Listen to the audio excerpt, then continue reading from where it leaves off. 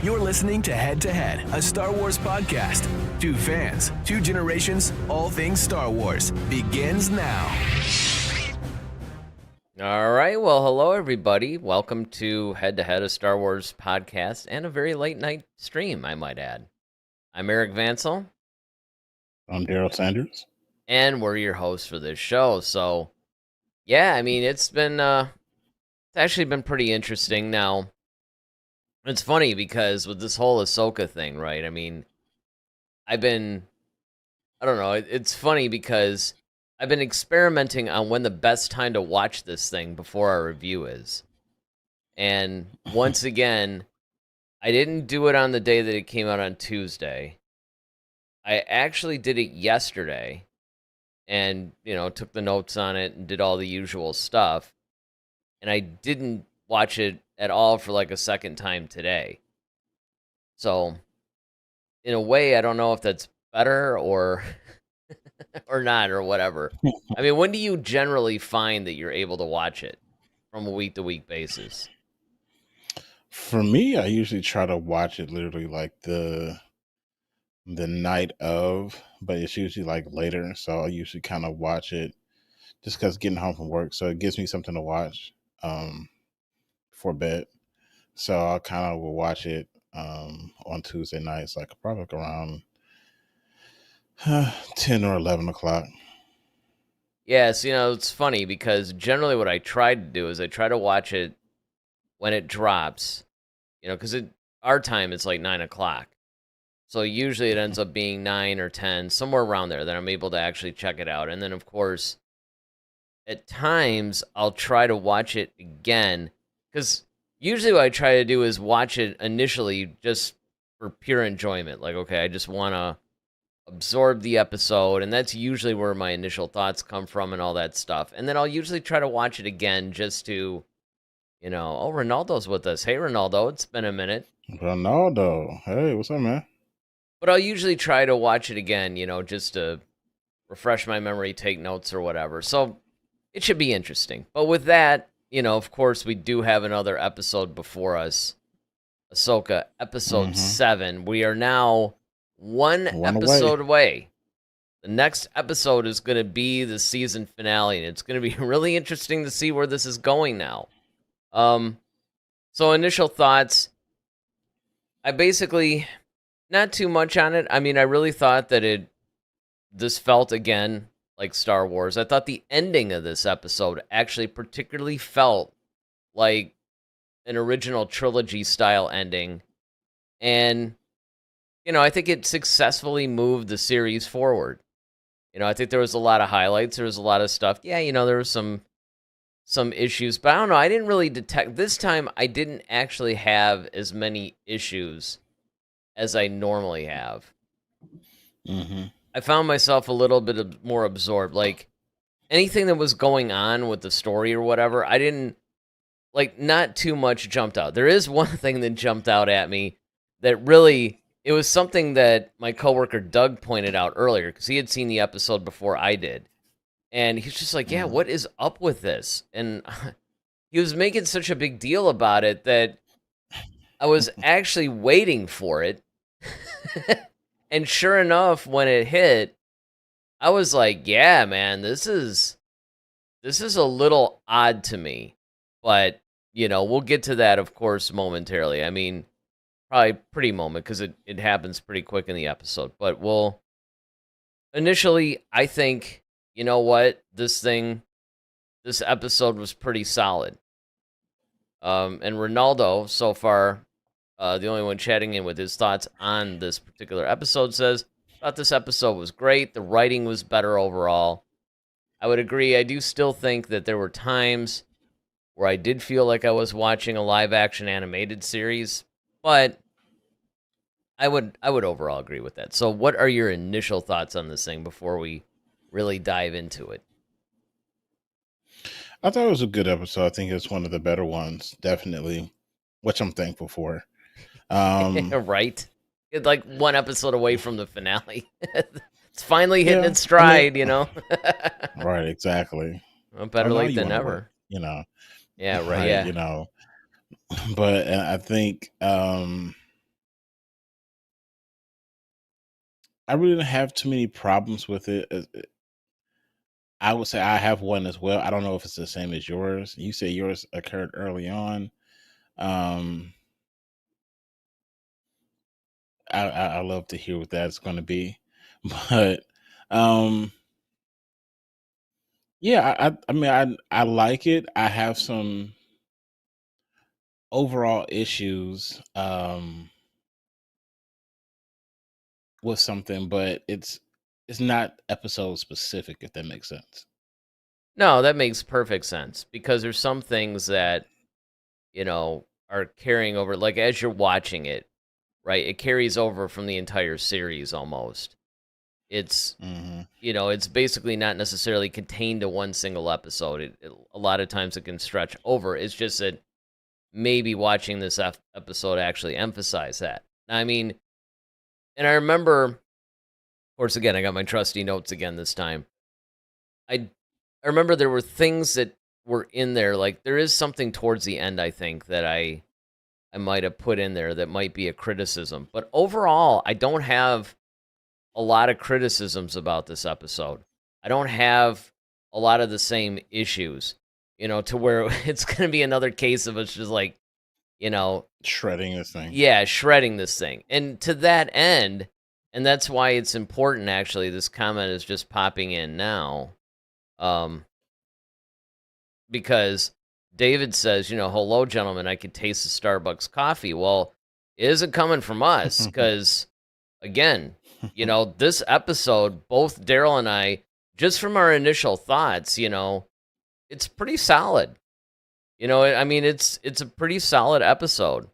And David, to that end, actually agrees, which is, we're starting off the show on the right foot, I think. He says it was the best episode thus far, and I would probably agree with that. Hmm. Now, that doesn't mean there aren't a few fun problems that, we can pick at just to be, Sure. But I mean, overall, I think that, yeah, this so far, this one actually find some solid footing. Now, Dragonfly Mask, of course, joins us, and he says, I like that Ezra had those piercing blue eyes. Might be a holdover from when he inhaled all that gas with the Purgles, or showing how in tune with the light side he is. And I do remember that from animation, too, by the way. It's little touches like that. I mean, there's a lot of things that, I would agree overall. But David, of course, says, you all are still going to lose, though. Well, we have one episode left, and I'll say it like this. There is a possibility that it could just all blow up in the season finale.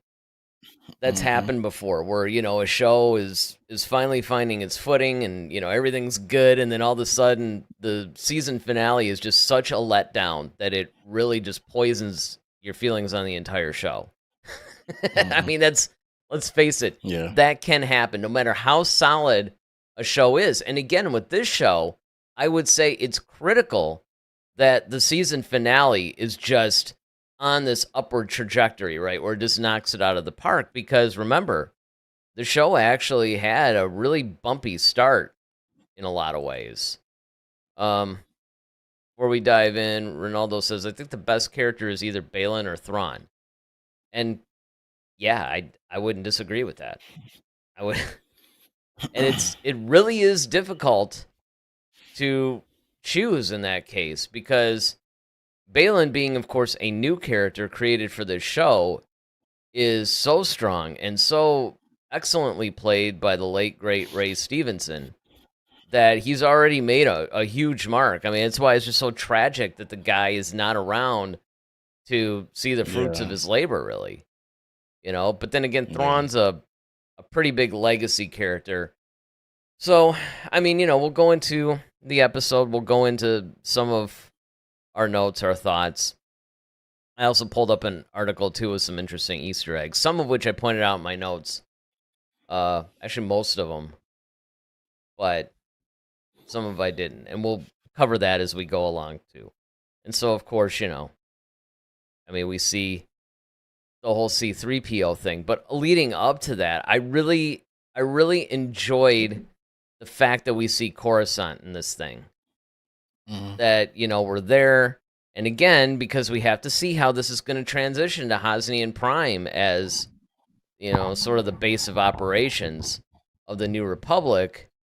Here we see that, no, Coruscant is in all of its glory, and then, of course, to see the whole follow-up thing between Sedula and Siono.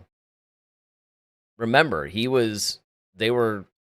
she was kind of in trouble and debating him initially about even going on this mission, they were at odds and all that stuff. And then, of course, we flash over and she ends up going on the mission anyway. What I thought was cool about this was we actually see follow-up conversations.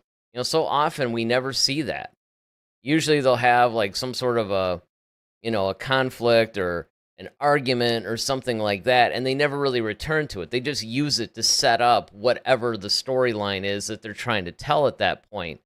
And it becomes more of a device than a legitimate actual plot plot point. point. Yeah, exactly.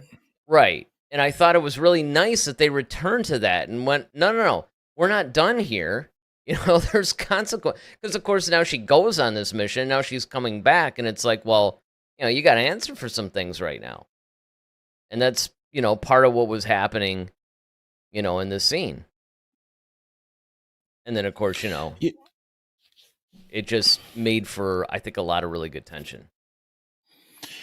Yeah. I just,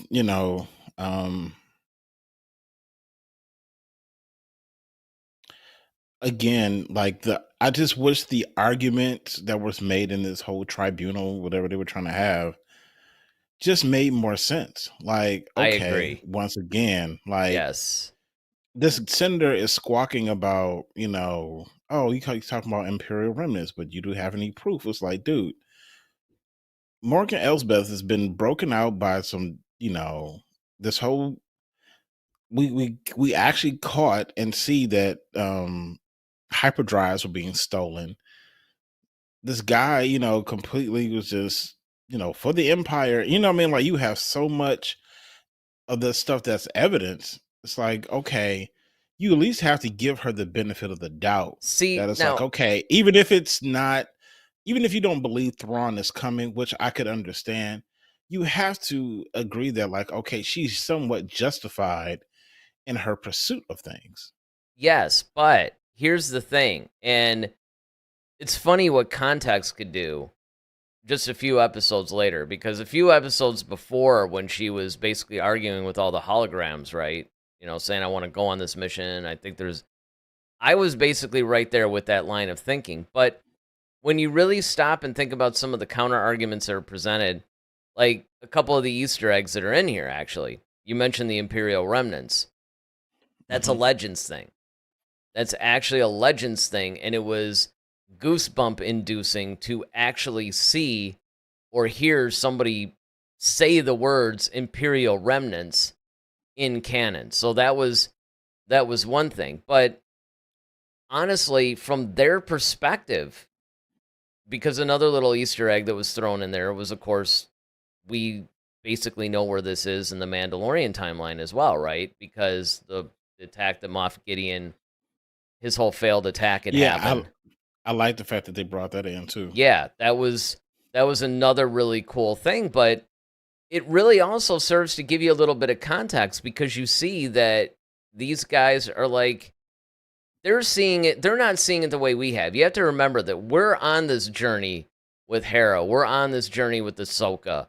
And, even on the Mandalorian side, with the whole, our heroes going up against Gideon. So we know how close this is really coming to a very serious conflict.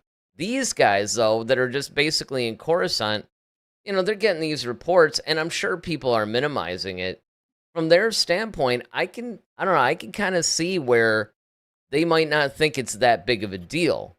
But you're right, though, in the sense of it at least warrants an investigation. It's almost like if you wanted to make a bunch of assumptions, okay, but all they're saying is like, look, let us just check this out. Yeah, it's like, okay, it's like, you hired me to be, I mean, you hired me to be a general. And it's like, okay, because of my actions, because of what I've done, what I've already accomplished being a rebel, liberating Lethal, and, like I have, it's almost kind of like the Jack Bauer thing we used to talk about on 24. Yes. It's like, how many times does Yes. he have to save the world before people start to listen to him? And like, guys, this is not my first rodeo here. You know what I mean? It's not like I haven't gone up against these people before. It's not like I haven't done it. It's like, where were you? And that's why I love, like, when Hera was just like, well, where were you? What were you doing? Mm-hmm. It's kind of like, when all this was going on, what were you doing? And Yeah, that's that was the that the was actually I pretty actually cool. love that part. That Oh was yeah. actually a part. And Well, and even that's even you bring up what's her name? Even 24. Mom Mothma, like, looked at him like, man, she's got a You point. got a point, Like, because this is the kind of thing, you bring up 24, you bring up, because this is a story trope that they use in a lot of stuff, right? And that's what you always wish the main character would do, would say something like this, you know? I mhm. mean, this is one of those things where you're like, look, yeah, what were you doing in all this? I don't remember you being with me when I was finding this out. Plus, the other thing you got to look at is part of her job is to find this stuff out. Well, now she's found it out and she's telling you about it, and you're doing nothing about it. See, there's always something that we can hold on to and complain about, which I like. Let me get to Yeah. a few of these chats before we go to the next thing. So Dom basically says, try watching the first episode, was met with disappointment. Yeah, well, if you watch our review of the first episode, you will see that we were also met with some disappointment. And Mhm. really, the first 3 episodes are a little shaky. I mean, they're not terrible, but they're not great. My suggestion to you is try watching the rest of them. By episode Hang in 4, there. and especially 5, it actually gets markedly better, like a lot better. And some of the things that you might have a problem with in the first episode are are a little bit explained around episode 5. This is by design.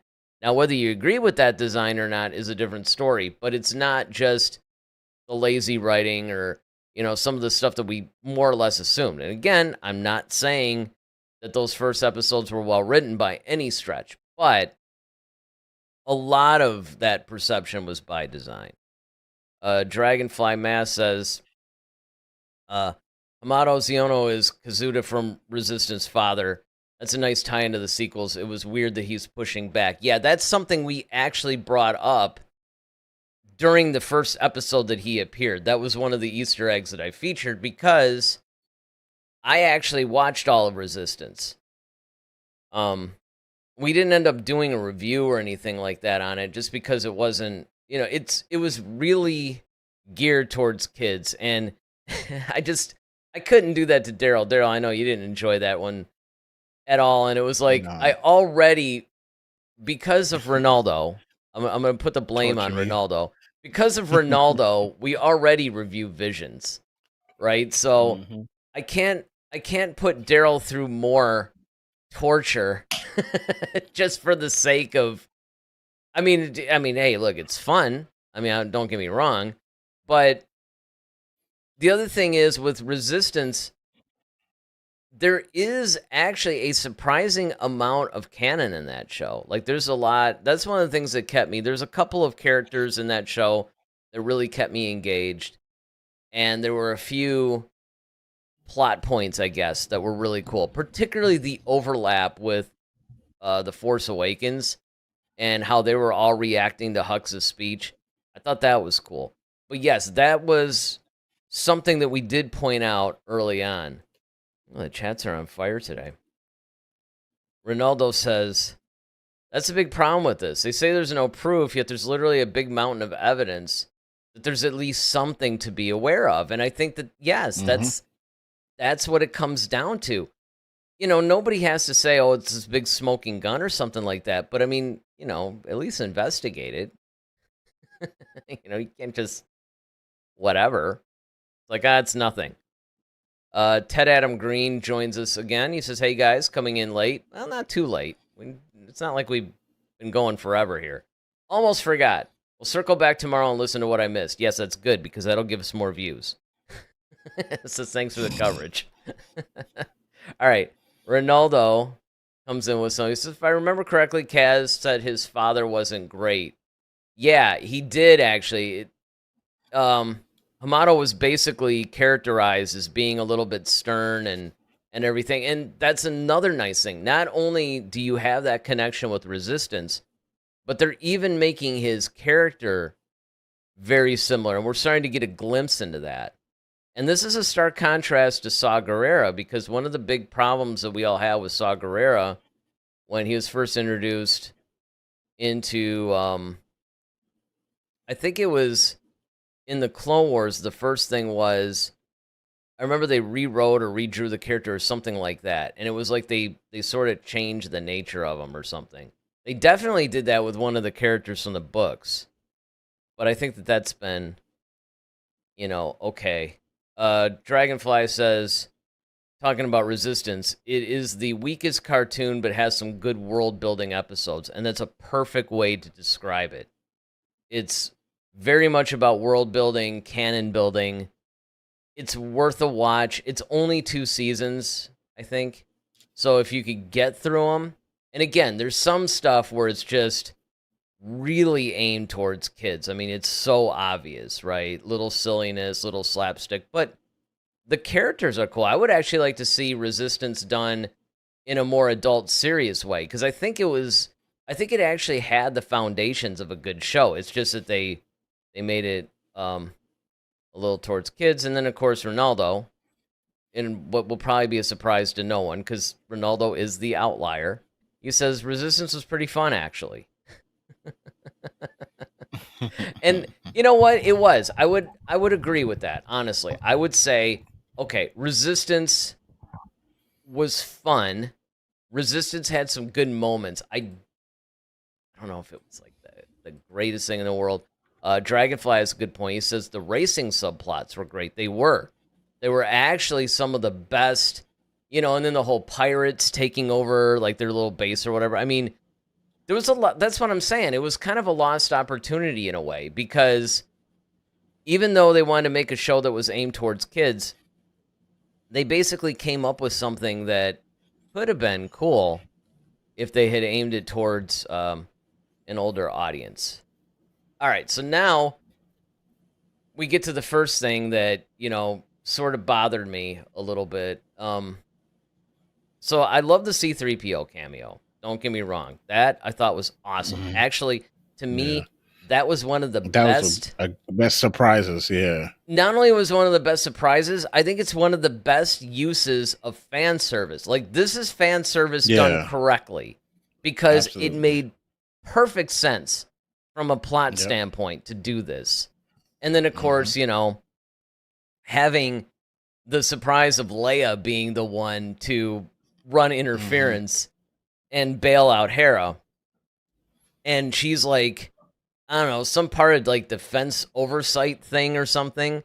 So she has a lot of weight that she can obviously overrule some of the senator stuff, because now it becomes like a military thing, right? And she has the clout and all that. But the thing that bothered me was, one, it was obviously not Anthony Daniels in the suit. Like, obviously. It was his voice. But, he's shorter. I mean, just look at him. He's shorter. And here's the part that bothered me, because I could get over all that. But he had this, like he was leaning back or something. Like he was, he was like leaning back. He had this weird, like posture thing where he was arching his back so severely. It's like, what is going on? And that is something that Anthony Daniels never did. Or the times that I think in the films they actually CGI'd at one point too, 3PO. He did there's occasions where, 3PO he might for like effect or something, but this is like the whole time. But that's what I'm saying. Like, it wasn't like his standard. And in fact, like Anthony Daniels he played 3PO almost very regal and British, where he's more upright and he's more proper, if you will, in Right. that whole, you know, thing. So, yeah, I noticed that too. I was like, why is he arching his back like that? I mean, it was It's so weird. distracting to me, man. I mean, I know, and it was funny because, Doug, he came up to me at work on Wednesday, like the next day. He's like, "Hey, or maybe it was Thursday when I finally got back. I don't remember which day it was. Weeks blending together." But he goes, "Hey, did you see the new Ahsoka?" I'm like, "No, I haven't had a chance to watch it yet." I'm like, "But I know 3PO's in it, And he goes, "Well, yeah." He's like, "What's going on? I mean, is he? I don't remember him being that short in the films." I'm like, "What are you talking about?" He goes, "Well, like, so, Hera's like dwarfing him, and he's like, look, he looks little compared to a lot of the other actors, and he's got this like weird lean thing going, and then I was intrigued. I'm like, really? All right, I'll check it out, because I mean, for it to be that noticeable that people would point it out, so I'd be interested. Of course, you guys watching live right now can say it, but I would be interested for those that are watching this after the fact. Leave in the comments section if that whole C3PO backwards lean or whatever took you out of this thing for a minute. So Ronaldo first says, "I agree, fan service, it actually helps to advance the story." Yes, and to me, that's the proper use of fan service. It should never be Hmm. dropped in just for the sake of giving you nostalgic vibes, right? It should always be to service a story. And then Ronaldo says, "I noticed that I think the actor tried so much to imitate the way Anthony Daniels moved that he ended up looking weird." That could be. Yeah. Because it's kind of like a Vader thing, right? You Yeah. can always tell when it's not David David Prowse. Prowse. Because David Prowse, I mean, a lot of people do a good job. And honestly, I thought that Hayden Christensen did a pretty good job in the suit as well. Of course, you only see him at the end of Attack of the Clones, Revenge of the Sith initially. But he was the one that was in the suit for most of Obi-Wan. So, I mean, he's got his own thing, and it's kind of cool. But nobody can match David Prowse. I mean, he just had it all. So, yeah, that sort of took me out of it. Oh, what else do I have? Oh, the dialogue between Syndulla and Mothma after this whole scene. I'd be curious on what you thought, but it totally gave me Andor vibes. Like, it was Yeah, very definitely. similar, and it was Hmm. well written, Hmm. Yep. Great dialogue, great tension, great writing, all of it. Because she knew, she was like, okay. She played along with it because she agreed, but then she was like, okay, well, how real is this? She was like, no, it's real. Like, you definitely need to kind of like prepare for this. So Yeah. I really like that vibe, and that's exactly how I felt. I felt like I was watching Andor when she would meet with the I forgot his name, but the guy who used to like run that when she Oh, was yeah, in yeah. that shop Yep. buying, this antique stuff. Mm-hmm. So Yeah. yeah. Well, that's what she really felt. You felt a this is one of the first times that you feel a little bit of tension. You feel something. Because that's been a big problem with this show the whole time, right? There's been no real tension, no real stakes.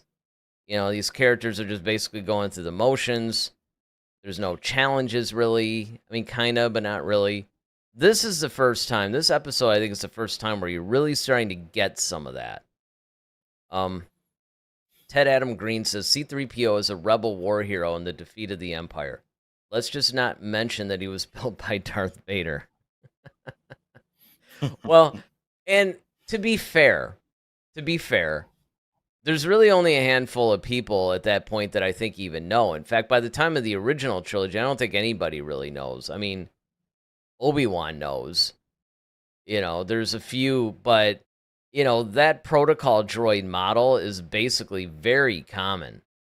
And so Mhm. nobody would necessarily clue in that he was built by Vader unless you were in the know. Right. So, I mean, there is that.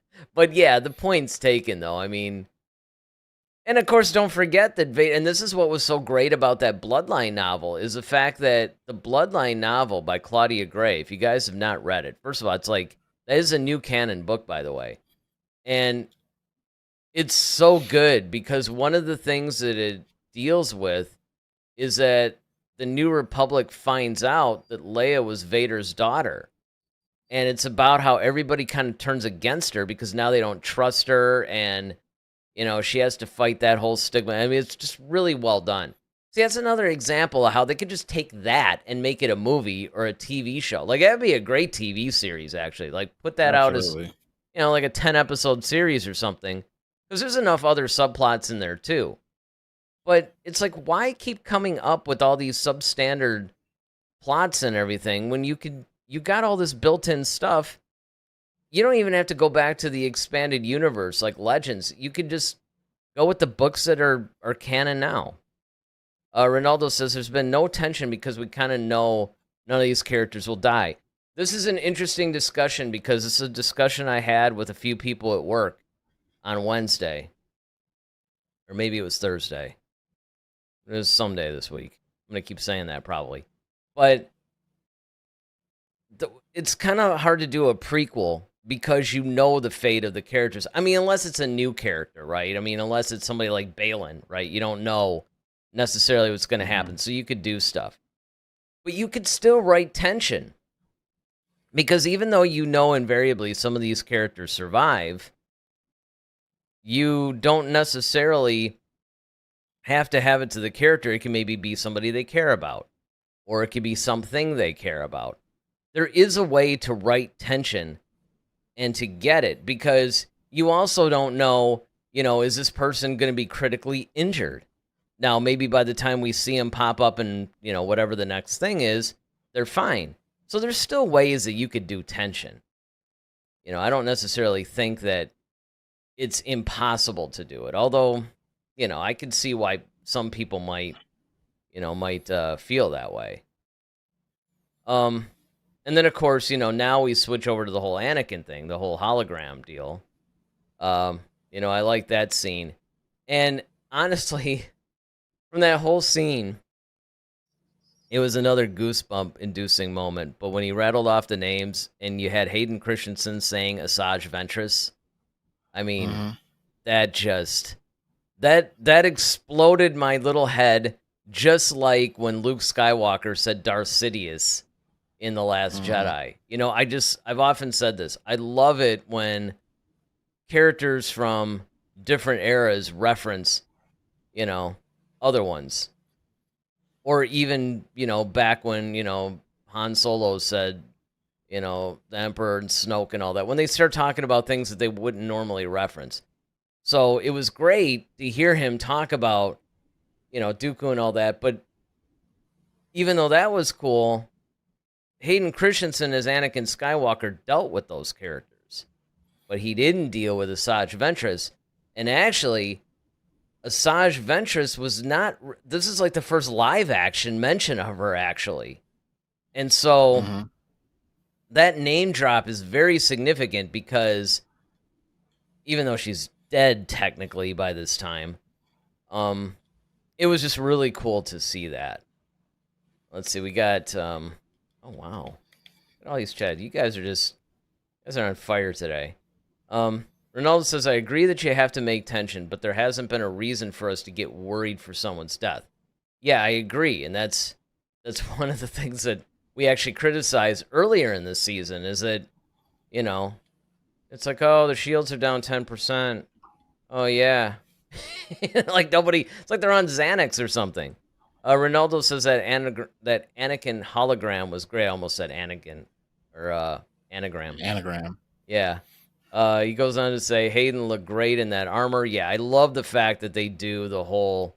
They put him in the Clone Wars. They put him in the Clone Wars attire.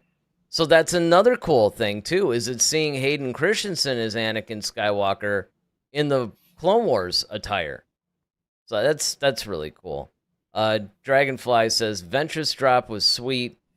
I'd like a Tales of the Jedi about her book. Yeah, I mean, look, there's a lot of things they could do. I would love the whole Dark Disciple thing, which of course started out as a Clone Wars in what would have been season 6 had Lucas not sold Lucasfilm to Disney. that probably would have been a finished season.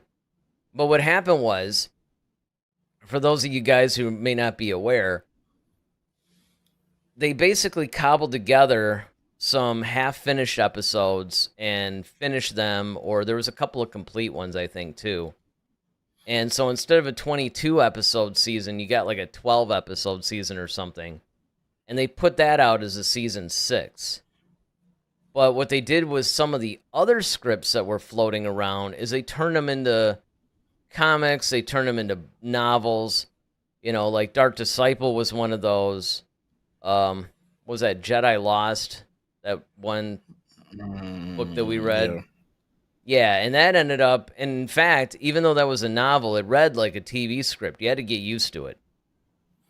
So there were just a lot of different elements that they took from that period of making the Clone Wars. And I would love to see maybe a limited series, maybe an animated thing, something made of Dark Disciple, because it was a great storyline. Excuse me. So yeah, I mean, I just think that it was just awesome. I really like that. The dialogue between Huang and Ahsoka, I mean, that was really good. That was really funny. And we see Ahsoka finally with a little life and a little personality. It's... Mm-hmm. And I don't think she crossed her arms that much in this episode. And No, I mean, I love the whole thing when she was talking about how the last time, when they did it, like, oh yeah, he dropped her off late, and he's like, well, I apologize for that. It was just like their whole little kind of quips back and forth with each other. Yeah, I mean, a lot of that stuff was just absolutely hilarious. In fact, through the whole episode, Huang is just, I mean, he's funny without being over the top or overbearing. And that's such a difficult thing to do. He's like a very sarcastic professor. Like, you ever have a college professor or a high school teacher that's kind of like just sarcastic and witty? That's kind of like how you look at Huang, basically. But I like I love the speech once again between Balin and Shin. Like, that was cool too. Just sitting on that little mountaintop, and it was like, all right, your path lies somewhere else, and it's still kind of like very ambiguous. It is. I got that further down. One of the things that I loved about that was the fact that it really was reminiscent of Ben Kenobi telling Luke on the Death Star, "Your destiny lies on a different path from mine." There was very much a parallel between those two scenes. And I thought that was a really nice callback. So yeah, that was just a really incredible thing. In fact, a lot of the stuff was really interesting with Balin and Shin, both together and individually at this point. Choices that they made. That's what I mean. There was just a lot. If you look at this episode overall, there was just a lot more depth to it. There was actual depth to this episode that honestly probably is not even present unless you go to something like Andor. I was going to say, I mean, not just in the Ahsoka series itself, but maybe a little bit in The Mandalorian. But The Mandalorian would be the only other show. There were glimpses of it in Obi-Wan, like in the Kenobi series. There was like scenes here and there, like when he was talking to Leia in the back of that transport or whatever, and they had there's a couple like quiet Leia Obi-Wan dialogue moments in that show that were very reflective, or maybe between Obi-Wan and Owen, where it was kind of cool to see that dynamic play out. But yeah, I mean, that was just like a really well-written, cool part of it. Dragonfly says, Quinlan Voss is still alive based on Kenobi. I didn't catch that. Mm-hmm. I might have to investigate that a little further, because I didn't catch that. And, you Well, they know, say he made the markings, but I don't know if because he definitely said this is Quentin Voss's like yeah, handwriting or markings are something like right. that, Wasn't it in the markings or tunnels whatever. or something like that? Like when they were going through those catacombs and yeah, he said something Yeah, about that. but we just don't know how long ago that was, because anything could have happened. I mean, he could have made that could have been his last little message, and he could have got blown to smithereens after that. So Well, we I know don't how he necessarily. dies because he dies in Dark Disciple. And the thing is, Dark Disciple is canonical. It is been adopted. It's not like an offshoot. Now, again, as Disney has owned Star Wars for a while now and is creating its own content, they could softly reboot some things. I mean, they have already. In fact, if you really want to be technical, in this very series that we're reviewing right now, they've somewhat softly rebooted the epilogue from the Rebel series. Because what they did, you can go back and there's some cool videos actually online of shot by shot comparisons of, like say when Sabine is going, okay, I'm gonna follow you or whatever to Ahsoka, and they're in that little almost like hangar kind of thing, and she's given when she does all that, that was actually depicted first in Rebels, that shot by shot almost, with just a few differences in the live action version. But there's a couple of these live action reshoot of the Rebel season finale where they retcon it just a little bit.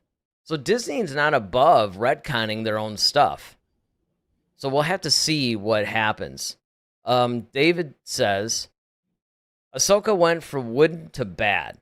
She was better, but not good. The action was okay. The boyfriend did well in his action scenes. Well, yeah, that's because the boyfriend is a pretty powerful guy. Ezra's no joke. And, I love the fact that they actually depicted him like that. I like the fact that he was just using the Force, actually. I thought that was somewhat a nice touch. He's using a combination Yeah, of the Force and hand-to-hand combat. yeah, but mm, I have mixed feelings about that. Was that On one of one your hand, problems? well, yeah, I'm just waiting to it get to the was. one you were talking about in the beginning of the show.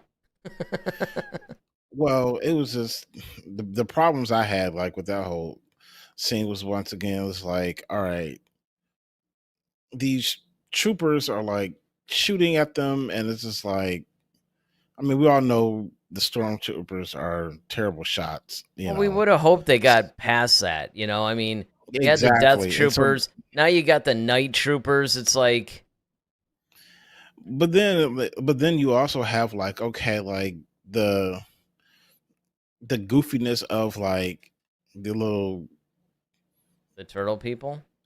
yeah, little turtle people were like, okay, I'm gonna hit you with a frying pan. I was like, oh my, it got slapsticky in my It opinion at did. It times, and did. It did. But that's the part that that's, was just like that's that. something that It Lucas would didn't have. do. Well, he did that in the prequels, and that's what I'm saying. But like, I think in the original trilogy, I don't think that would have happened because it didn't. Because even when you had the Ewoks and they weren't doing like they were legitimate, like okay, they carrying around spears, like Yeah, but you I had the get it that these scene guys are a where, piece of. he's like doing the thing and then he knocks himself out. There was stuff like that in the Ewok battle. There was actually a lot of it. Yeah, well, that happened, but it wasn't as bad. Like this just seems like it's so cartoonish. That's all. I actually didn't. That was one thing I didn't really have a problem with. There was a couple of slapsticky stuff, but again, these are primitive people that don't really know how to use weapons. They're going to use whatever's at their disposal. And it wasn't like they really dwelled on it. See, to me, it would almost been like the Book of Boba Fett. Like that whole kitchen scene in the Book of Boba Fett when he's chasing that little whatever around. See, Oh that yeah, was where it got, things got over the top, slapsticky to like, okay, man. it's like Ratatouille. Yeah, exactly. Little things here and there, especially if it makes sense for the character, I'm okay with it. I understand what you're saying though. It's like you you have all these like I think what they're trying to do is create levity in a way because they have all this like, I mean, because it was actually a pretty dark episode, honestly. I mean, there was a lot of darkness surrounding it. But yeah, but one of my biggest issues was the fact that Ezra didn't use his lightsaber, and he just like, I get the fact that he's more powerful, but it's kind of like, to what degree though? Because he hasn't had training in, because it's not like we ever seen him just become like a full Jedi Knight. Because even when we see him in Rebels, it's like I still would probably consider him a higher end Padawan, maybe on the way to taking the Jedi trials. Almost kind of like, I don't know. I can't Because he even was say trained by Maul. He was trained by Maul for a long time. He actually fared well against those like what was those things? It was like towards the end of like by the time you get into season 4 and before he disappears with Thrawn, I mean it's implied that he started getting more powerful. That's part of the reason actually why Filoni did the whole change in hairstyle. Because he was trying to visually show that Ezra has grown.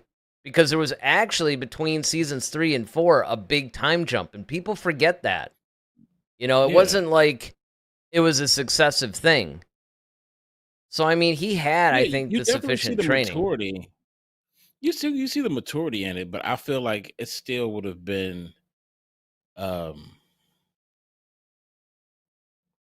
she's like, here, do your thing. He's like, oh no, I don't need that. It's yours now. I only use the Force. And it's like, okay, it's not like you're that. At least it doesn't seem like he's at that level where I will put him at the, like Obi-Wan doing that. I could totally see. Of course, Anakin, we know he could do it. Qui-Gon could do it. Mace could do it. Like people who are really seasoned, who really. But I just feel like and I guess because he's going up against stormtroopers, it makes sense. I get it because it's like they're stormtroopers, right? They're like, It'd the be like putties from battle Power droids. Rangers. Yeah, battle droids or putties from Power Rangers or something stupid like that. But like he's almost giving an implication that like, okay, I don't think he can go up against Balin like that. Well, maybe not, but you also have to look at how he took on Shin. I mean, he was just like blocking her sable stuff, just like, I mean, he didn't even need a lightsaber. He was just basically, I mean, granted, she did this really strong force push. I was actually happy about it because they were showing that Ezra has grown a lot and become more powerful in the time since Rebels and this. The other thing that I liked about it is something that I've always complained about in the Star Wars films, and that is they always default to lightsabers because it looks prettier and that's what the audience wants. It's more exciting to see sword fights. But when you really stop and think about it, it's kind of like what you and I liked about that little, remember those short little Clone Wars things that they came out with initially? Mm-hmm. And you had Yoda like waving his hand and like, 100 stormtroopers would just fly. It's like, that's what you would do if you were that powerful. That's the kind of stuff you would do. But they never do that. From somebody like Yoda, though.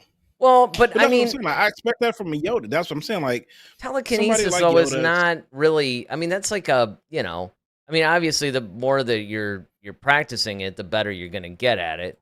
It's like, see, it would have bothered me if like Sabine was doing that. Like 3 episodes ago, she can't even move a cup, and if she started, like throwing stormtroopers around, I would have been like, all right, man. But Ezra doesn't bother me. No, I'm trying to figure out how to explain it. It's almost kind of like if you take somebody like Ezra, who obviously is skilled, he's obviously been trained, he's done a bunch of different missions. I mean, like even the last season of Rebels, I mean, he was kicking butt, definitely, and I'm all for it. But I just felt like, all right, if he was that powerful, then it's like, okay, when all those stormtroopers surrounded them. See, then it's like, okay, where is it then? It's just like, Well, that's when okay. he started using it, though. It was like when they started No, it's like engaging. that's when Ahsoka popped up, and that's when, Oh, you're talking about that point. yeah, and that's what I'm saying. It's just like, okay, now Ahsoka, who's But see, this actually supports your point, and it shows that they're thinking because they didn't make him like a Yoda. See, I think that your point would be a lot more valid if he was doing things that would have been maybe beyond his power. Just to because see then it becomes without context. Like the Force stuff that he was doing made sense. And it also made sense if you think about it, because you and I always used to say he's like the Star Wars version of Aladdin. That's why it was so funny Mhm. when it was the guy who Guy who played actually Aladdin played in live action that Aladdin. was up for the role. I mean, it's Yeah, like, well, I mean, he should have gotten talk it about right. serendipity. Yeah, Yeah. I still think he probably would have made a better Ezra. Although I like this guy. I think he does capture the essence of Ezra at this point. But, I think it would have been like big time valid if you just don't give us context about how he became like that powerful. But for what he was doing, I thought he was good. And when he was basically, Shin's like, and you could see that Shin's no slouch, but yet she, Ezra like was able to engage her without a lightsaber. Now, if you want to argue, was that a good idea? I don't know if Maybe Shin not. is really no. I can't even say if Shin is really no slouch because we haven't seen her really go up against anybody for real. Well, She's going yeah, and against I Sabine. mean, the funny thing is like when, I mean, she's obviously like way more powerful than Sabine, but Yeah, Sabine's because she really actually good with can use the hand-to-hand force. combat though. So there's a little bit of a match there. And of course, we know it's like, as soon as Shin went up against Ahsoka, it was like, oh yeah, that's not gonna happen. You're Shin's Yeah, like and that's what I'm saying. no Like, match for Ahsoka. But Ahsoka though is like one of the more powerful ones.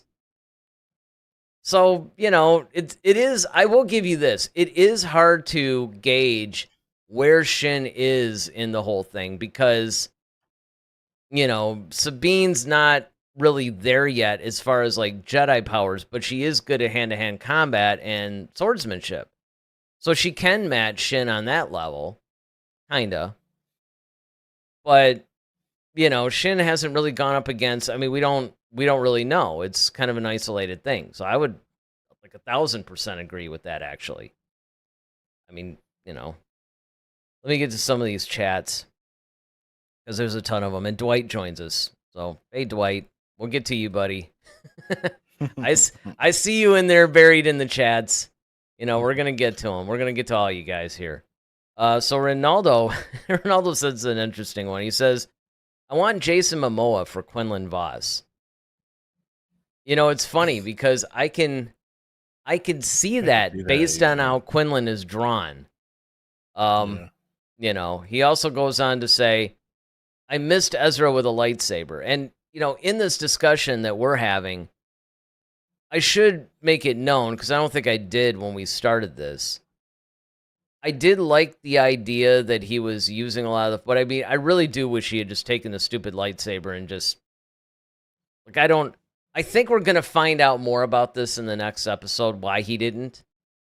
Because I think there's a reason beyond, hey, I've been without it this long. Because I mean, I thought that was sort of funny too. When she's handing it, like, okay, do your thing. It's like, exactly. It's like, cool. Right, I got the actual Jedi here now. I don't need to bother with right. this. You take this, wreck shop, and then we're gonna be good. And he's like, no, you do it. And it's like, wait, what are you talking about? I actually thought that was a pretty funny dialogue. Dwight says he could still be alive, but wasn't the Kenobi series set roughly 25 years ago? I mean, the Kenobi series was basically in the middle of episodes 3 and 4.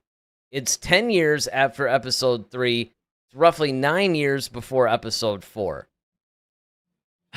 Quinlan ended up dying toward the tail end of the Clone Wars. So he's either alive because he's retconned or he's not alive. Because Quinlan would have been dead because you have to remember, in Dark Disciple, they're going up against Dooku, Mace is around.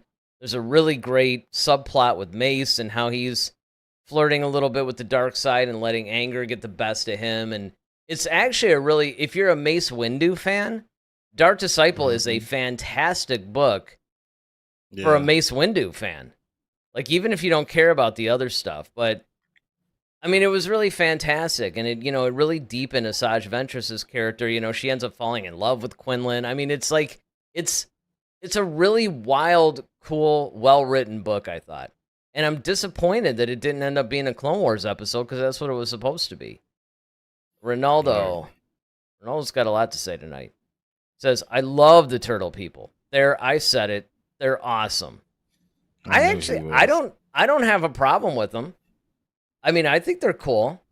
Because it was something else I was talking about with one of my coworkers too. You know how hard it is to have to keep coming up with all these different, creatures and races of people, and to make them different and unique and everything else. I mean, but yet familiar at the same time. Yeah, exactly. I mean, it's really a difficult thing to do, and kudos to the Lucasfilm team that they can actually keep doing this and give us some compelling characters. I don't have a problem with the turtle people, and I don't think either one of us do. I think sometimes it's just maybe how they're used or something.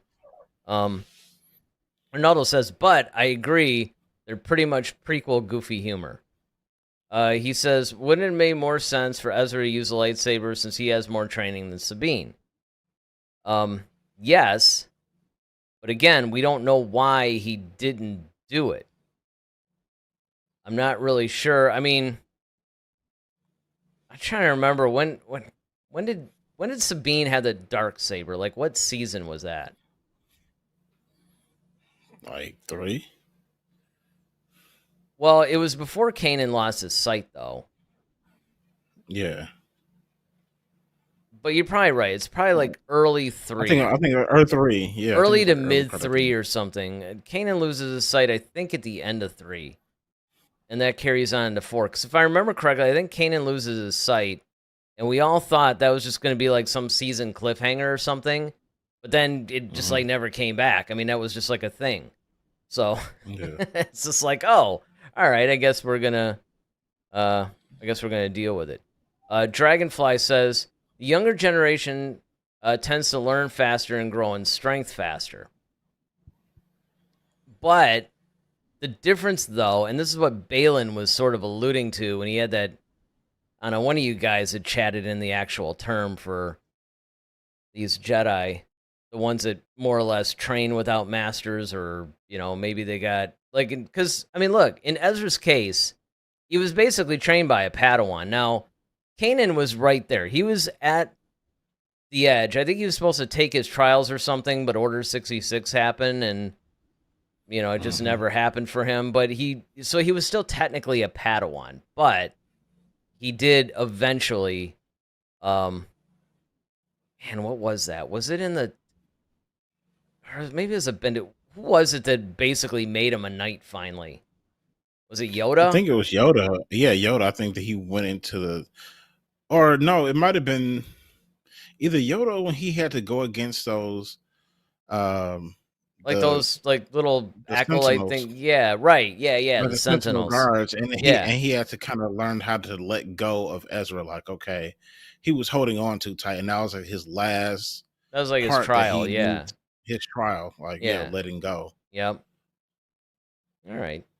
So Ronaldo says, that's a good point. Jedi never used the Force as the powerful weapon it is. And yeah, that's always been my thing. It's like you got all these, and look, we just went through not too long ago our top 5 favorite Force powers.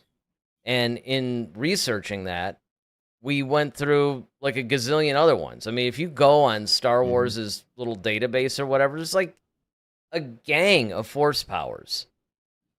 And if you actually had access, especially the more powerful ones, to that, you're not going to be reaching for the lightsaber that much. I'm just saying. Why would you? I mean, even when Yoda and Dooku went at it, eventually they're just like, all right, look, we're not going to be able to settle this with a lightsaber duel. I mean, we're just kind of evenly matched. We're just going to have to switch now to Force powers and see who has the mojo, you know? I mean, that's it. Let me jump ahead here because Dwight, it's probably Dwight that did this before. He reminds us the Bakken Jedi. That's right. And he also goes on to say that she trained toward the end of season 3. So yeah, it was the end of season 3. Okay, that makes sense. Ronaldo says Ezra doing the Kylo Ren thing was cool. Yeah, that was I'm trying to remember because I actually thought the same thing. Let me see if I got that in my notes somewhere here. There was something that was very reminiscent of Kylo. Where did I put that? Well, it wasn't a mind thing. He didn't No. stop a blaster bolt like in midair or anything like that. Well, I mean, it might be it was something to do with Ray. You're gonna have to remind us again, Ronaldo. I don't have that in my notes, but I do have a bunch of other stuff that I'll get to in a minute. Genny Tartakovsky's show was cool, but it defiantly over-exaggerated the power of the Jedi. So yeah, I know. Look, I'm not for once saying that yes, Yoda's gonna wave his hand and 100 stormtroopers fall. Although,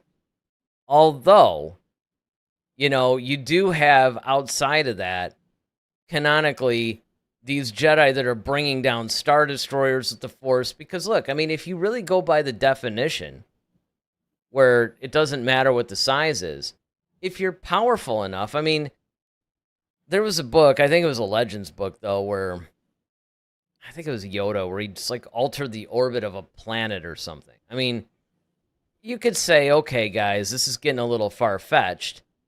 And from a storytelling perspective, that may be the case.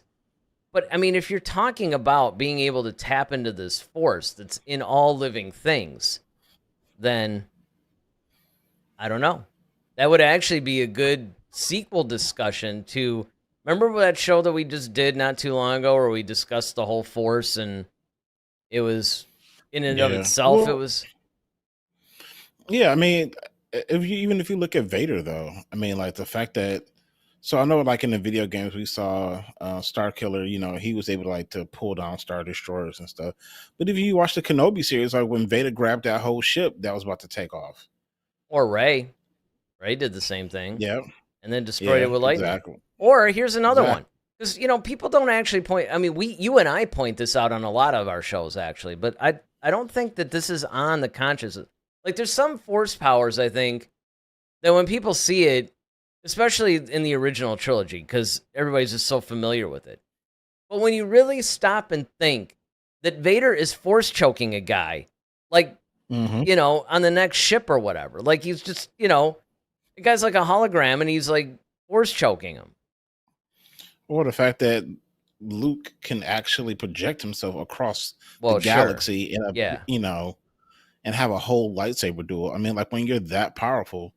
And that's what I'm saying. Like when you're supposed to be the king, the god of the force, basically, I mean, you have to show that. You have to show how much above you are compared to a Mace Windu. Like we all look at Mace Windu and we all looked at Yoda. It's like, okay, for the longest time, Yoda was the bee's knees. He was the standard of like, okay, the zenith of power.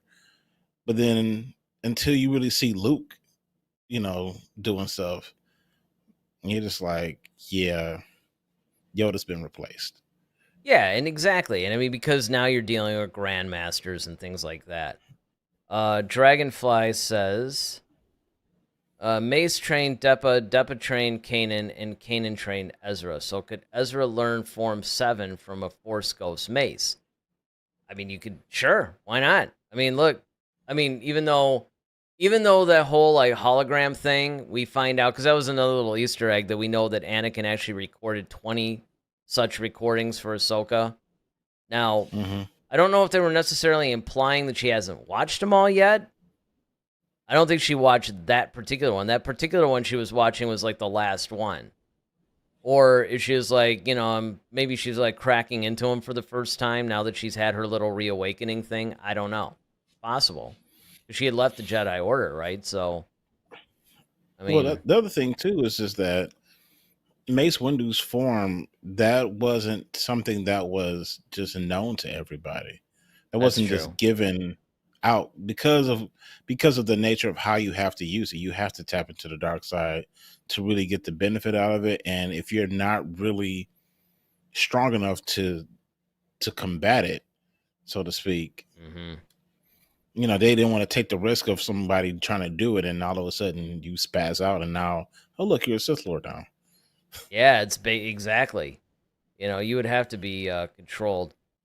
Dwight says he, meaning Kanan, was knighted after the confrontation with the Jedi Temple Guards. Yeah, those Yep. Sentinels. Okay. Ronaldo says when she stopped Shin's attack using the Force, freezing her. Oh, yeah. Um. Oh, and then he goes on to clarify the whole like Force stasis. That's what that power is.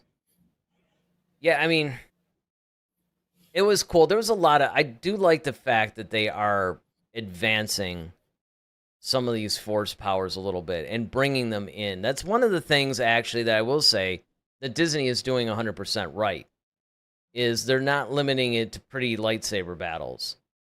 They're also, I think, mirroring the original trilogy in the sense that when the lightsaber battles happen, there's like emotional weight to it. It's not just acrobatics to, wow the audience, basically.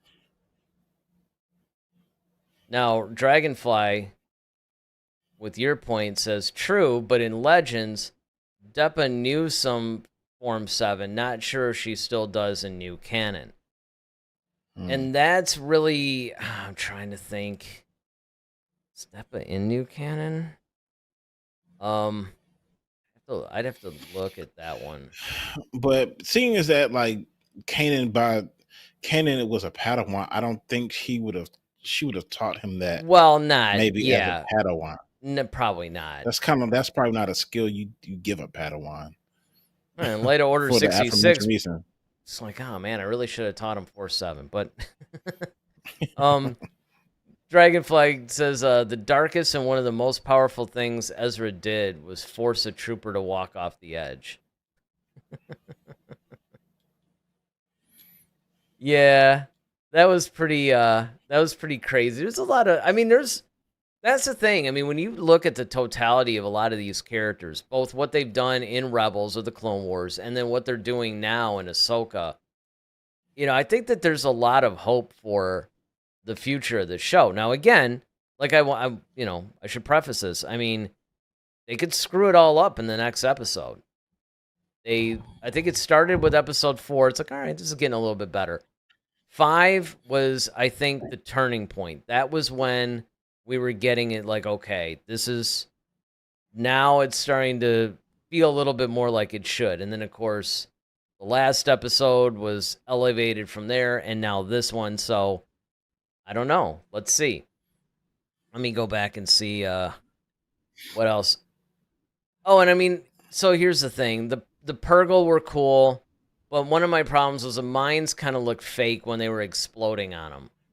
It almost looked very video game-ish to me. Again, it's a small complaint, but it did mildly take me out of the thing for like a minute or two. But I have to say that I love that whole like Purgle in space, like the look of it. I thought was really cool. I actually don't even mind that they're heavily relying on the Purgle in this.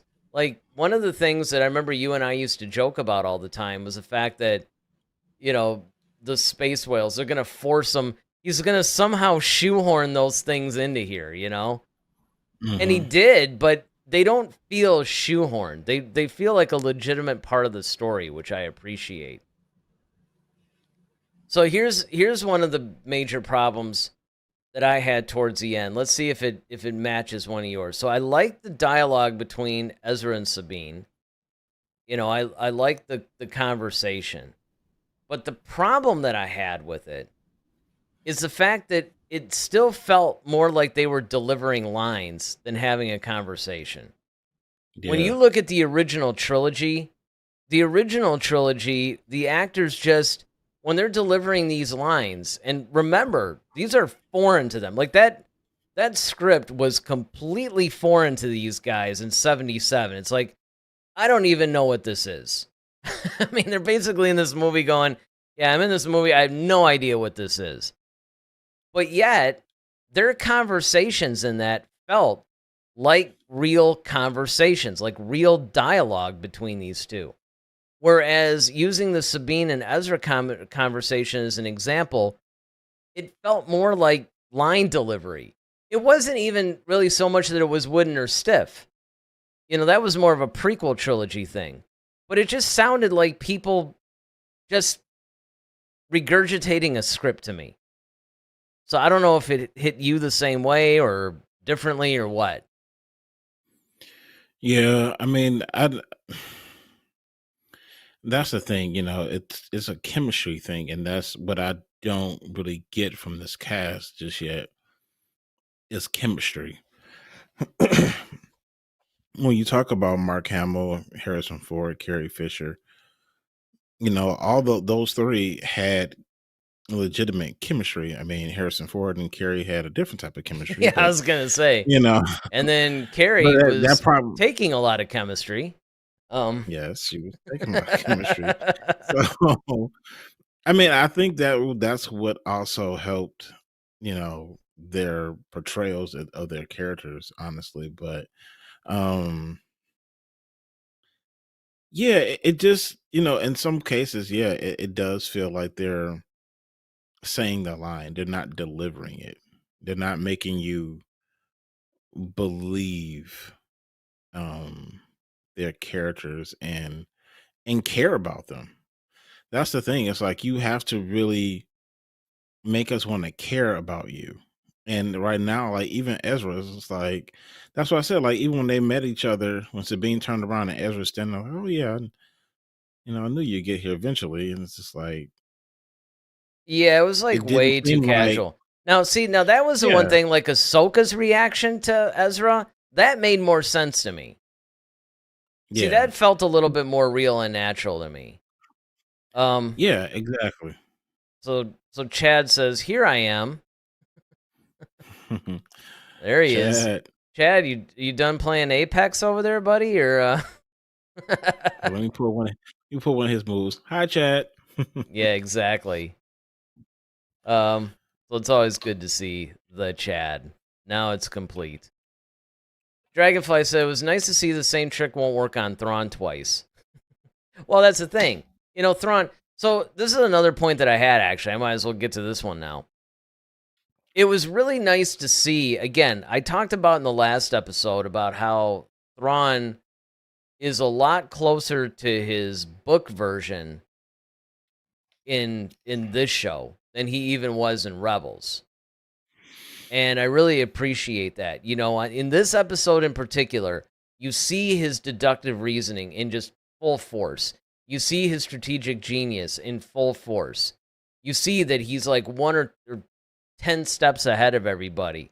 They showed like how he's, when he was flushing out Ahsoka, it's kind of like, okay, I'm basically going to, come up with all the scenarios and it's just like I'm maneuvering her into one of the, I mean, you just see what a great, just strategic general this guy is.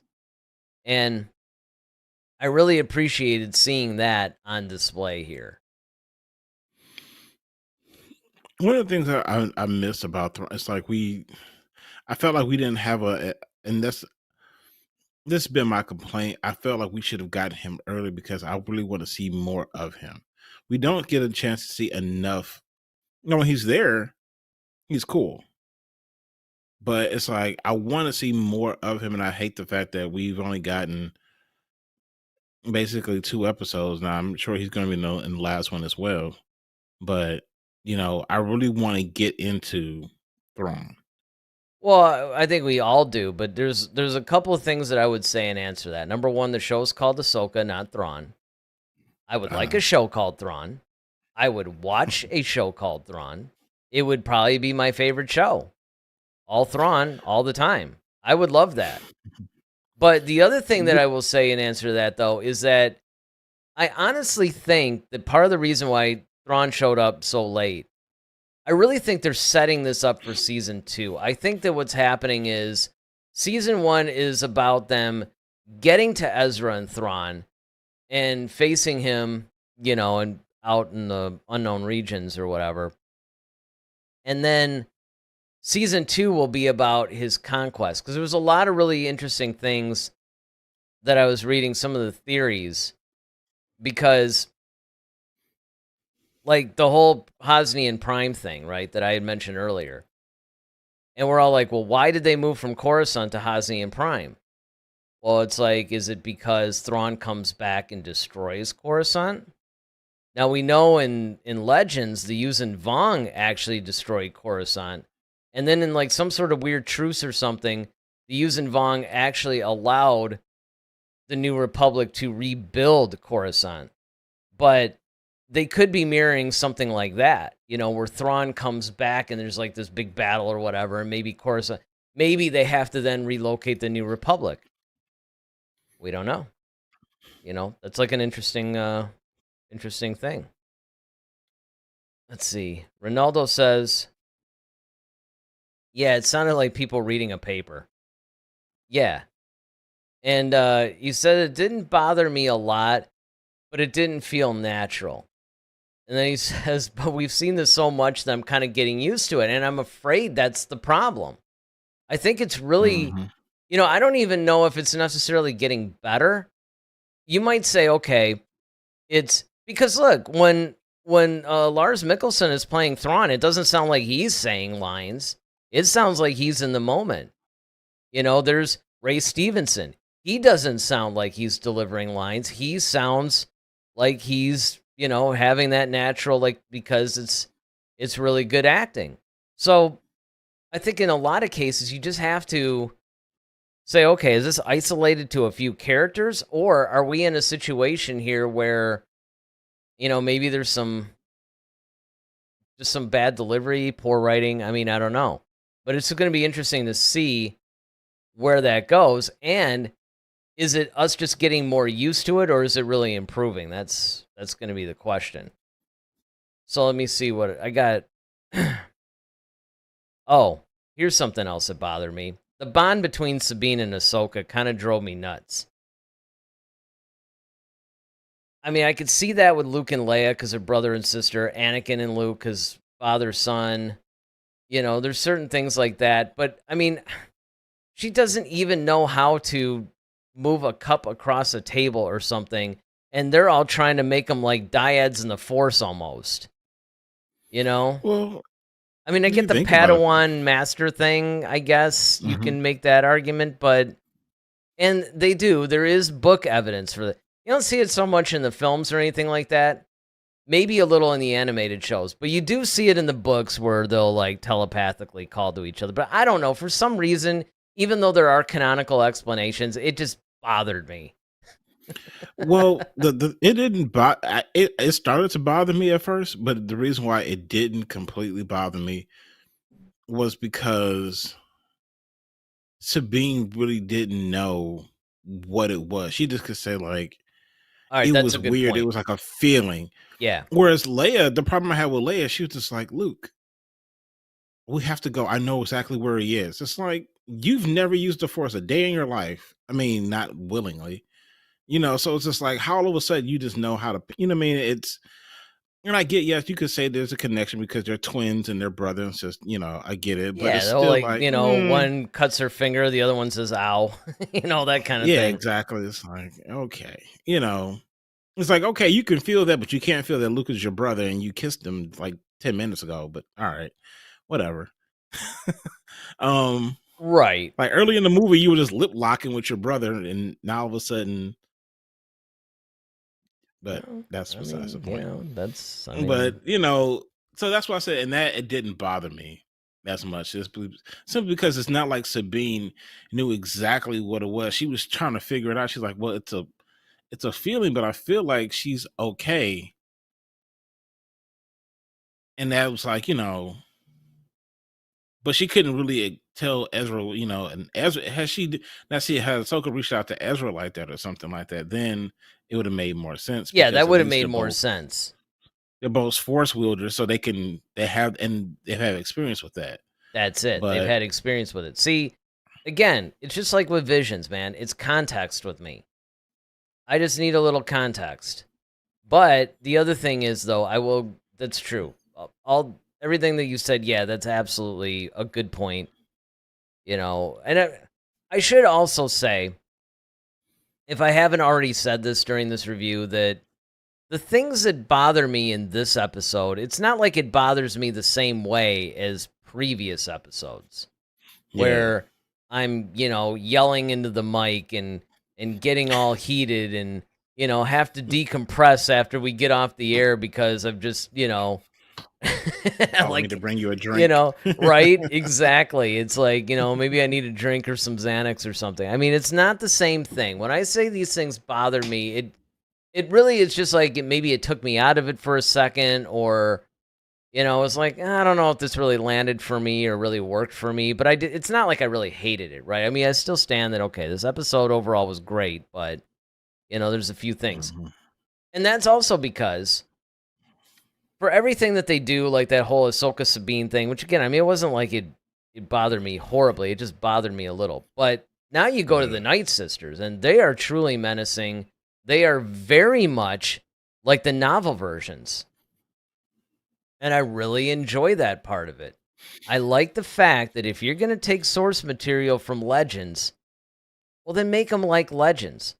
Or at least keep the parts that made them cool. That's the thing I always hate when, and this is true for any franchise or any movie or anything. It's like if you're borrowing from source material and you water it down, that drives me insane.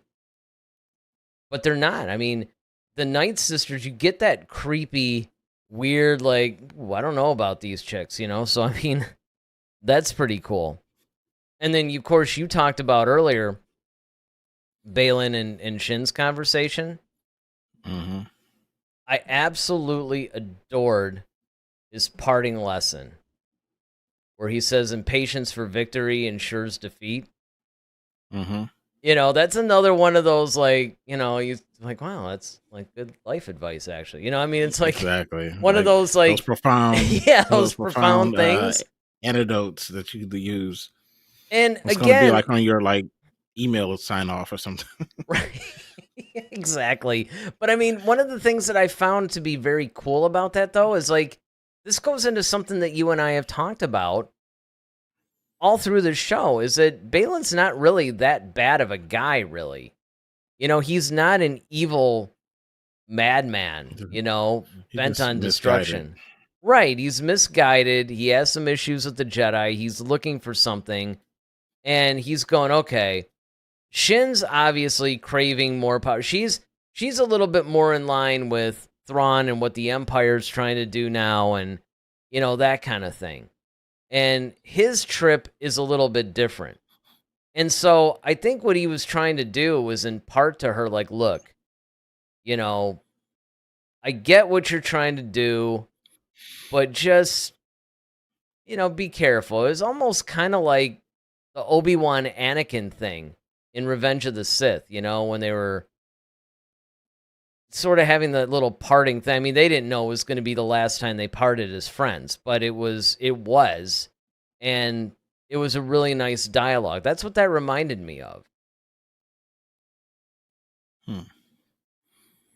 Okay. The other thing, the one thing that did crack me up, it was a little bit more the slapsticky thing in the turtle people thing, but it made me laugh because it's exactly what these people would do. One of the things that just cracked me up completely was when that one took out that slingshot and was trying to attack him.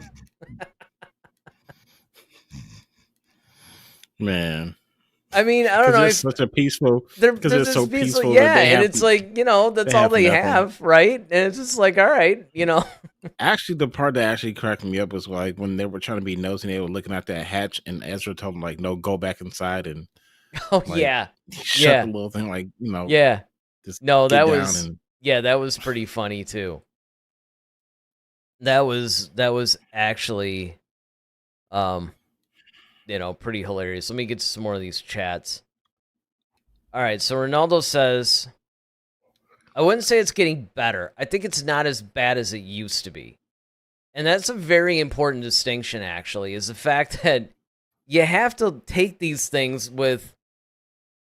I mean, if you're going to go to the trouble of analyzing them, which is what we do here as a community, right? We all talk and analyze this stuff to death because it's fun. But I think that that's probably the case, is that in some ways we're looking at this thing and we're almost like that parent that has that untalented kid and you want him to succeed. You're like, yeah, come on, man, hit that ball, right? You're watching him play baseball or something and he's terrible. And you just so desperately as a parent want them to have that feeling of victory and all that stuff. And so he hits the ball and he hits the ball. And finally, maybe he gets a walk or something to first base and you're like cheering really loud because it's like, yeah, he got to first base. Well, he got to first base because of a walk. It wasn't because he was some stellar player, right? So I think that that's kind of how we are with these shows.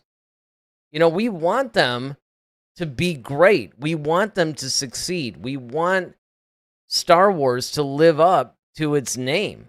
We want it to live up to the basically invincible franchise that it is. And so when it underperforms in a lot of ways, when we do see these little glimmers of hope, we're kind of like Yoda when Luke sort of started to lift the X-Wing out and he's like, oh, because you want him to succeed. And then the X-Wing drops back. And that's why you get cautiously optimistic when you see some of these things, because you're like, is it really getting better, or does it just not suck as bad, or is it just like like a temporary thing? Is it just gonna get better and then it's a time will tell, I guess. Ronaldo says, oh yeah, for a moment I thought it was a dyad thing, talking about the Force connection. I was wondering if they were setting that up. Now, obviously, Snoke did that for Kylo and Rey. But did you at any point think that they were, like, this is a little bit of a dyad thing, or that never entered your mind? Not even for a little? No, I didn't think it would be because in order for it to be a dyad, I mean, number one, you have to actually be powerful enough in the Force to do it. Yeah. And it's like, and plus a dyad is a rare thing. That's what made Kylo and Rey thing so special, is because it's not something that happens all the time. But you got a person who's like Ahsoka, who's like this powerful Force user, and then you got Sabine who can't move a cup. No, I'm with you. I'm with you on that. Well, just because it doesn't make sense doesn't mean they wouldn't look. Here's the thing that you have to take yourself out of the much, though. It would absolutely be too much, but that's my point. My point is that when you take yourself out of the universe and we're back on Earth in the world of marketing and stuff, right?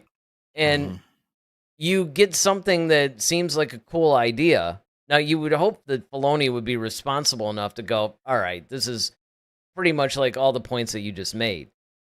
But then there's that other point where it's like, you know what, this kind of worked. Maybe we can work this in and make it cool. Because that's the only thing that bothers me sometimes about Filoni or the Filoni-Favreau thing. I mean, normally I would say, look, give these guys the keys to the kingdom. However, sometimes they're almost a little too much. We're fans playing with action figures versus actual Hollywood professionals. It's almost like the Star Wars, the fandom makes them geeky, and they sort of throw away things where they know better, and they just make dumb decisions because it's like, oh, wouldn't this be cool if, rather than wouldn't it be good? I think they did it right. I think they did it where they played it where they're incrementally trying to make Sabine more Force aware. And I think that's where I feel like they were going with her. She's like, well, because even so, it's like, all right, well, I'm gonna try something. It's like if she was talking to somebody like Anakin, it's no problem for her, because her and Anakin, were able to do that all the time. But that's because number one, both of them are very force sensitive. They both, and they're master and Padawan, so they have that bond, and they do. And Ahsoka and Sabine have a bond with each other, and that's why I love the fact that Sabine could kind of feel it, but she didn't quite like. There's something I feel, but I don't know quite what it is. And I like that aspect because they're still keeping her at a space where she's like, Ahsoka's alive. If she'd have did that, I'd have been like, I don't know about that. Something just popped into my head. It's horrible. Look, I'm just going to prepare you guys just right out the gate. This is terrible. I'm ashamed that I'm even saying this. Which means I'm probably going to laugh. You're probably going to laugh, but the one thing that was absent in this episode that I have to point out, it just popped in my head. There were no gratuitous butt shots of either Sabine or Hera in this episode. It's like the first time. Look, I'm not the only one. There have been memes out there that have been like, okay, guys, I think you're trying to I think I know how you're trying to market this show and get more viewers here, right? Because if you look at every episode, you're constantly seeing it. I mean, I'm not saying I necessarily have an issue with it or anything, or I'm not complaining. I'm not, writing to Lucasfilm. Yeah, it's like it's not like I don't enjoy the shot selection here, but I do have to make within the context of the story. I mean, it works for me, but I bring this up. I mean, besides just as a trivial aside and little levity here. But the other reason is it makes me wonder if maybe, again, I might be reading too much in. I mean, look, it's, it's well after midnight. It's that time. I think that's why people are liking the show more, because it's true. These late night shows hit differently than those Monday night at 8 ones, man. I mean, it's Friday night. We're kind of relaxed, it's unwinding. And these are the kinds of things that pop into my head like this. But maybe they were using that as part of the market, like maybe that was part of, like, now they don't have to rely so much on stuff like that. I don't know. It's a food for thought thing. And then, of course, I think Ronaldo. Hey, man, look, I'm just saying, all right? I just thought, okay, so getting back to the chats, Ronaldo said, I think it's a master and apprentice thing. And that was something that I brought up earlier, is that it could be, there is a known bond. And look, this actually is pointed out a lot in the novels. Like I said, it's not so much something that you see in the animated show. Well, a little bit in the animated shows, but not really in the movies. But in the novels, you see this all the time, where you see this in the High Republic, too, by the way, where they kind of have this bond and they can communicate to each other telepathically and things like that. So, and it could just be a case of that. And I have no problem with that. But what I want is context. I think one of the problems that Lucasfilm has in the Disney era is lack of context and visions. Oh, Ronaldo. Ronaldo! He says, especially with white pants. Yeah. Yeah, it went from white to orange. Went to white to orange, yeah. Ronaldo also says, you're right, I noticed that. Not that I wanted to see it, or maybe I did, and some. All right, so David's got a couple in here. He says, they tried so hard to make the girlfriend, Sabine, a boy that they're not believable. He seems into her, but she doesn't seem in love with him. So this is an actual thing that you are picking up on, that's an actual thing. I don't know if that made sense. Let me start that again. It is after midnight. Hey, look, man, at least I caught it, right? I caught it. Points for the fact that I caught it.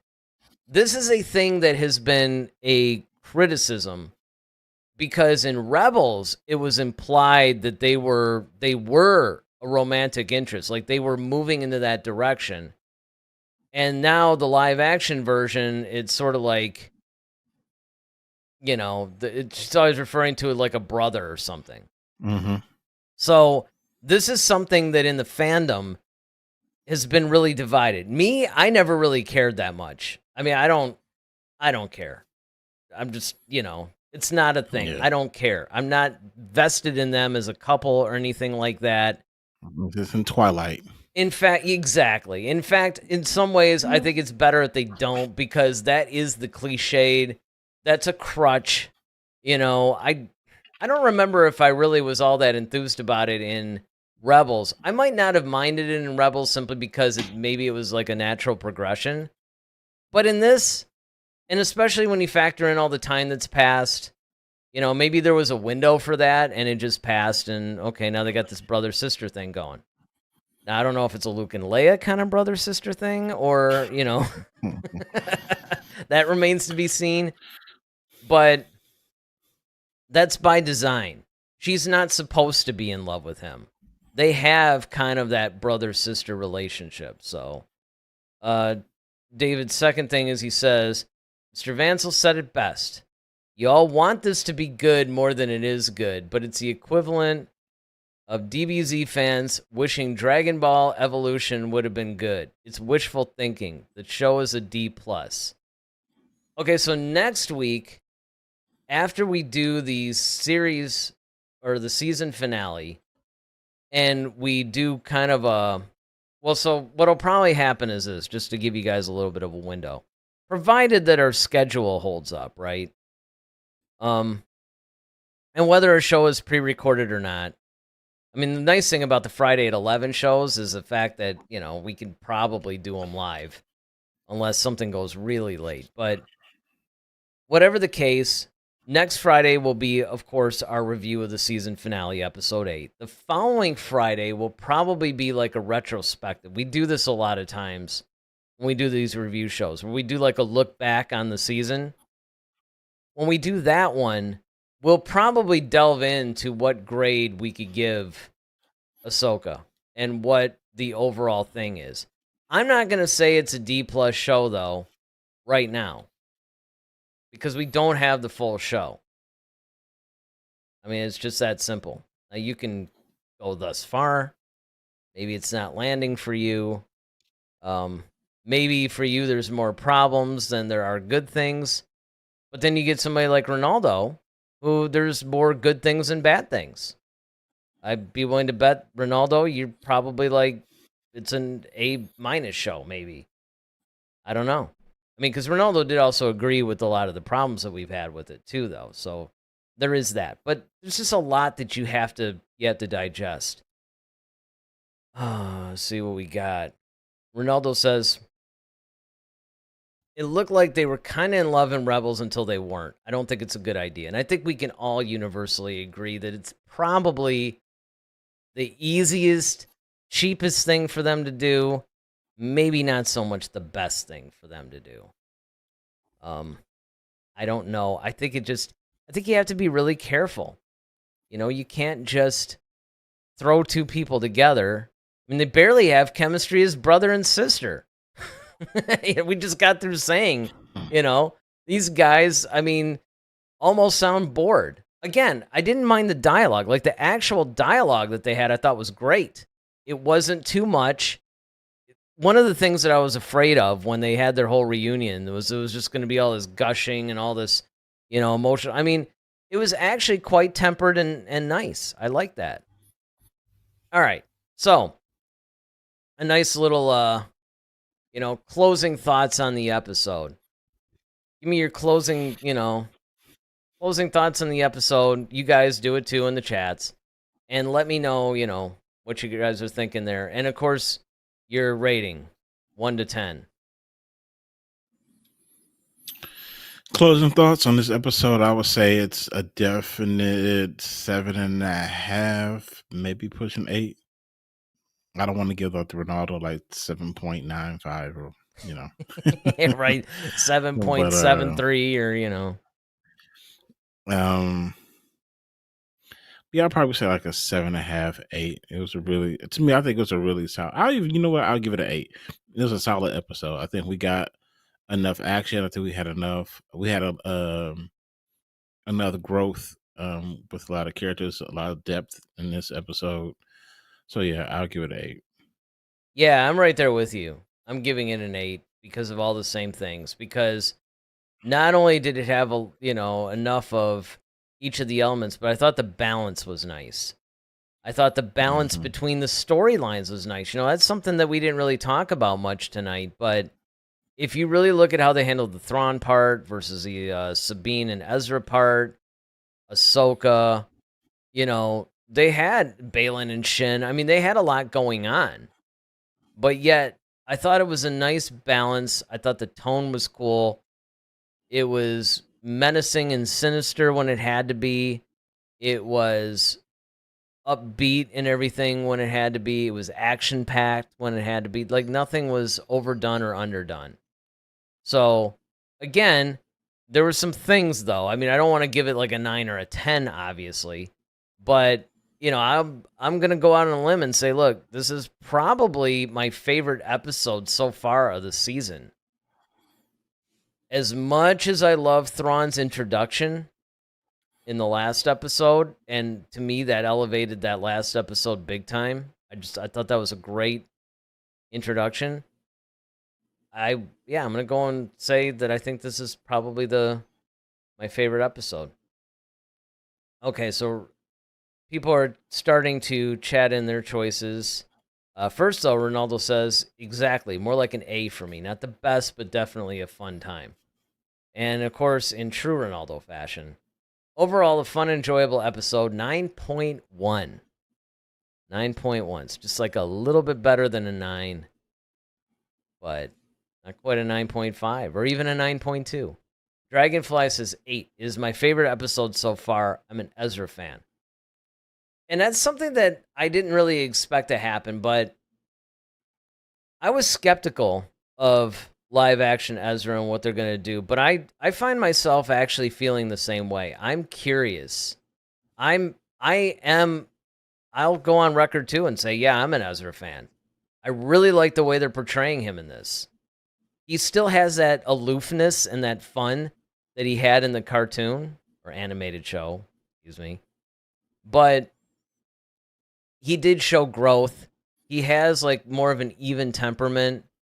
There's a little bit more of that Kanan, Qui-Gon kind of, I don't know, even tone. So I thought that was pretty cool.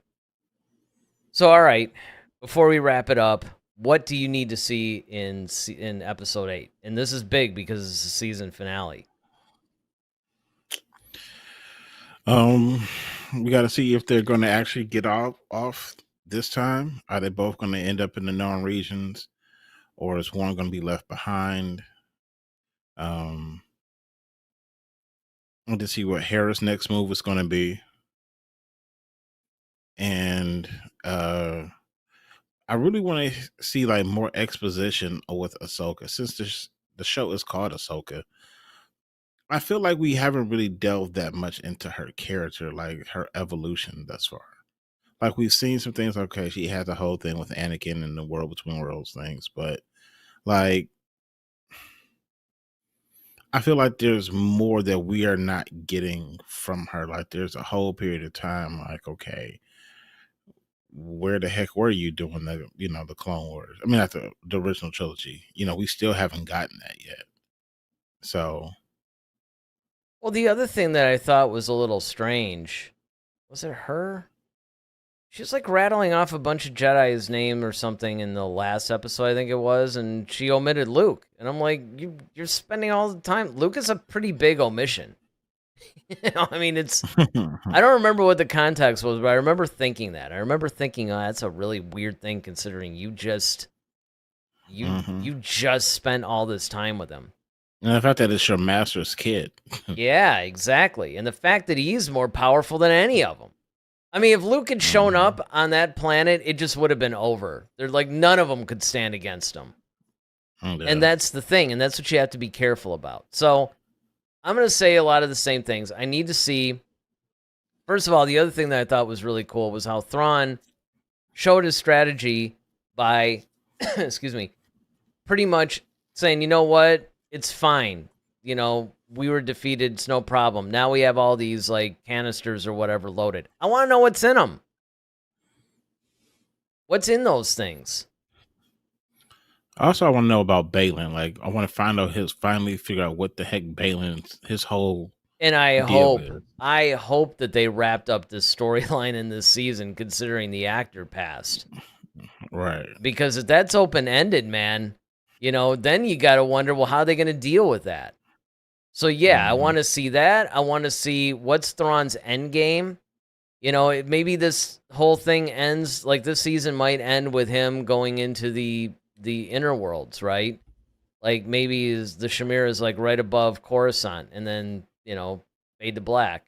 And then we get that's the other thing that drives me nuts about a lot of these shows. There's just like 5 or 6 minutes of credits. Like you think, oh, cool, this is going to be like a 45-minute show. No, it's a 40-minute show. You get like 5 minutes of animated closing credits or something. It's like, what are you doing? But again, I'm not going to go there. We're ending the episode. I'm not going to get riled up. But yeah, I want to see that. And you make a good point. You know, we haven't really seen a lot of what Ahsoka's trip is. Because this show is called Ahsoka.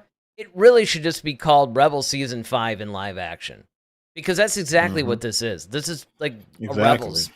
I mean, this isn't Ahsoka. It's Rebels. Great show. I mean, but you know, that's what it is. All right. So Monday, we haven't really tied into what we're going to do Monday. Let me get these last few chats in, and then we'll talk about what we'll maybe do Monday. David said, Rey stole the show again, dropping wisdom like Yoda. Yes, the episode was a 5. Ahsoka fight scenes made it lag. It took a minute to pick up. Rey is such a well-fleshed-out character. He was written clearly. I did, and I neglected to say this, but I really liked the just visceral duel that they had, that Rey and now you got me saying it, that Balin and Ahsoka had. I thought that was actually really cool. I mean, there was, you know, again, it was nothing personal. It's like, listen, you can't interfere with what's going on. I got to stop you. And I mean, it was kind of a vicious little duel. You know, I also like when Shin, you know, like swung at Ezra's head and it took off a little of his hair. I thought that was cool. Ronaldo says it looked like they were kind of in love in Rebels until they weren't. I don't think it's a good idea. It's all right. I already read that one. David says, I agree with Daryl. Ahsoka is the weakest link. For comparison, in Iron Man 1, Tony was constantly in the camera showing his thoughts, feelings, and ambitions. Ahsoka is unseasoned food with cheap wine. I love these analogies, man. It's just... the unleavened bread. I mean, it's just great, you know? Now we're getting culinary references. This is awesome. But we'll have to see. I mean, look, you know, it's like, what, 4 days or something from now? We're going to get the season finale from Ahsoka, and I'm sure we're going to have plenty to talk about next Friday. Monday, we're not really sure what the topic's going to be, but I am sure we're going to be live. So you guys will just have to check it out. You know, keep watching. Of course, we'll put it up there. So hopefully, you know, thanks for hanging out with us. Hopefully you guys join us Monday. I mean, it's been a late one, but I love the fact that you guys hang out and chat and all this stuff.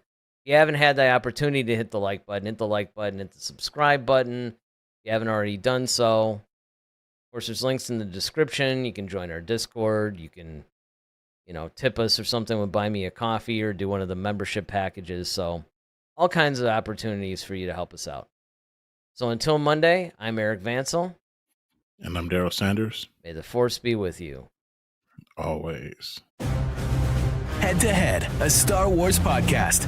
Be sure to follow us on Twitter @HeadToHeadSW. Submit your questions for our next show. Visit our official website at headtoheadswpodcast.com. Until next time, may the Force be with you, always.